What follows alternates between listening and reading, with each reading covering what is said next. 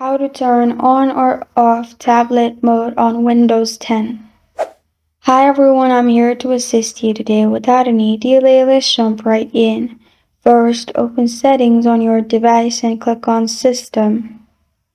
In System, you'll find this kind of screen pop up. Click on Tablet Mode on the left side. After you're pressed on Tablet, you'll find this kind of screen pop up. Click on Change Additional Tablet Setting, which is the last option. In here, you'll find Tablet Mode at the top. Click on the button where it says On.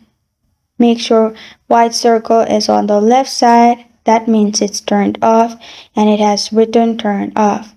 And this is how to turn on or turn off tablet mode on Windows 10. Thank you for joining me today. If this video helps you out, please leave a like and subscribe for more. Got a question or want to suggest a topic? Comment below. Thank you for watching.